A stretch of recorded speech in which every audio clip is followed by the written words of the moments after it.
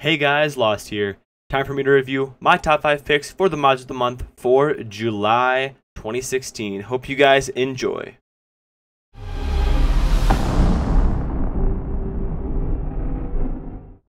Hey, so we're going to start off with a mod called the Dutch Marsoff.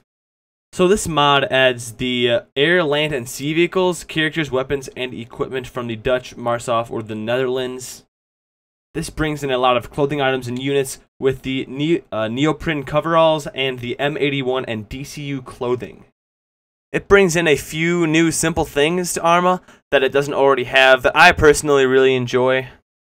It brings in a couple of weapons like the MP5, some different H&Ks, and a lot of different variants of the MX rifles that are already in the vanilla Arma 3 that are kind of tweaked a little bit, that look a little different and I think is pretty cool. It's a very simple and enjoyable mod.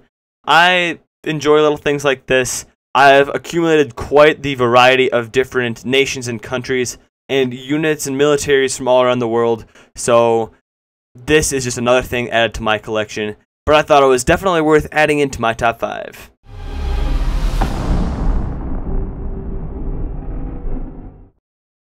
So at number 4, we have another plane mod. Recently I reviewed the 737, which was pretty dang cool, but now we have the Puch bomber. This mod adds in about 8 different bombers and a couple of different bomber families as well. You will need a couple of the CUP mods for this mod to work. You'll need the weapons pack, units pack, and vehicles pack so that you can fly these epic bombers around. So these things are a ton of fun to fly. A few of them are planes and a few of them are jets. Each one has a different set of bombs and abilities than another one, and if that wasn't enough, a few of them are different colors, so if you don't like the plain old gray, you can also go with camouflage if you want to spice things up a little bit. Each bomber family is unique. Some of them are a little smaller and faster with a different set of rockets, while some of them are much larger, a little slower, and also have a different set of weapons at its disposal. So whether you are bombing the Takistani insurgency or flying around Tanoa with your Arma babes, this is a pretty epic mod.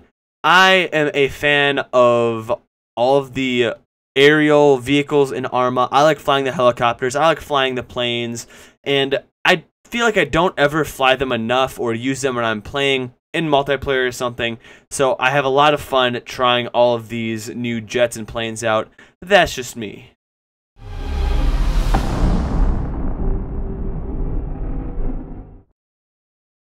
Up next, we have a type of mod that I almost never show off, and that is Knowndeadly's Weapon Pack. This mod is only available on Steam, so I was looking through mods on Steam, looking for my monthly review material, and I found this mod, and it is full of a lot of really cool weapons that I really enjoy. It comes with a nice standard set of submachine guns, as well as a minigun, an explosive sniper rifle, and a recurve bow and arrow, and a compound bow and arrow. It also comes with a Mosin Nagant and SKS, a pump action shotgun, and a 12-gauge semi-automatic shotgun. I know I mentioned the explosive sniper rifle and the minigun earlier, and let me just tell you, those things are a ton of fun to shoot. One shot from the sniper rifle could almost completely immobilize any vehicle, as well as destroy large swaths of enemies in less than a second. It is absolutely amazing, and it just blows away all of your opponents that you will have to ever face in Arma. Out of the few weapons packs that I've reviewed before, this is definitely one that is up top there. It has a lot of cool features and a lot of cool guns that are kind of above and beyond that you don't really get to play with in Arma, and I think that is pretty sweet. I definitely recommend going and downloading this mod.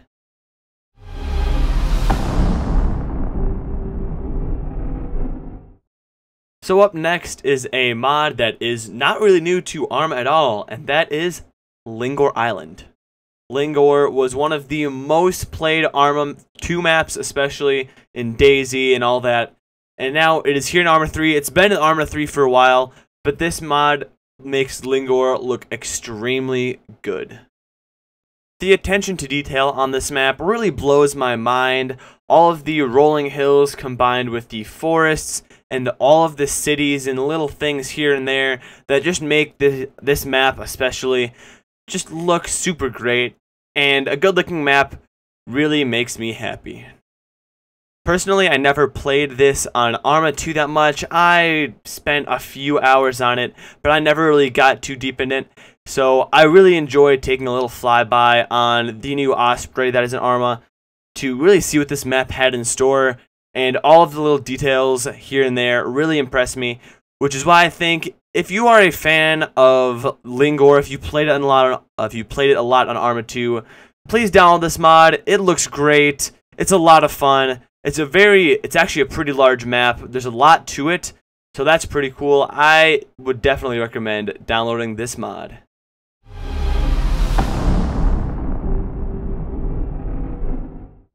So now to number 1 is a mod that kind of caught me by surprise. It is still on the front page of the Steam Workshop, and that is the Warhammer 40k mod. Now, I don't know a lot about Warhammer. The best I have done with it is I bought Warhammer Total War, which I never got to launch on my computer. But anyway, this adds a few units, and it is in pre-alpha still, by the way, so they are working on it, from the Warhammer 40k universe into Arma 3. If you haven't taken a look at it already, their goal is to achieve as much realism and immersion with this as possible, which is kind of strange because Warhammer is this crazy fantasy universe, so I don't really know how they're going to do that. But what I have seen so far is they are working on it, and it is looking really, really nice. So far, there are only 3 models in Arma so far, from 3 different factions. The 3 factions are the Blood Pact, the Cadian Forces, and the Elder Dire Avengers. Now, to be completely honest, I don't know what those are. I've never really looked at Warhammer enough to really think about it, but this mod is pretty cool. The textures and what they've brought into Arma, all this new stuff, I thought it was pretty cool, so I thought it deserved a number 1 spot. It reminds me a lot of the Irridane's Insurrection mod or the Halo mod that came out like about a year ago or so, maybe a year and a half actually. It brought in a lot of new textures just like this one did, and I really enjoyed that, so I really enjoyed this, if that makes any sense at all. I'm hoping that this could potentially, get into the public, get some servers going. Once they update the mod a little more and make it a little more robust, bring in a few new things to the table, more than what they already have, which looks outstanding from what I can already tell. I really hope a lot of good things come out of this mod. If you're sitting there thinking, like, wow, you're just putting a lot of hope on this mod, I mean, maybe, yeah, but as is, I thought the mod is pretty cool, and it's definitely worth a pretty good spot. For me, anyway. So, hey guys, we are getting to the end here, and I don't usually do this. That's why I waited to the end of the video, so I don't bore you guys to death at the beginning. I want to thank you guys for everything. If you've noticed, this is my 2nd July Mods of the Month, and that is because I've been doing this for 1 year now. Thank you for your positive feedback and your negative feedback. I do try and listen. I hope you guys enjoyed, and I hope I can continue to make content that people enjoy, and hopefully make my content a little less scrubby. So by all means, follow us on Twitch. Hope you guys enjoyed. Thank you for watching. I will see you guys later.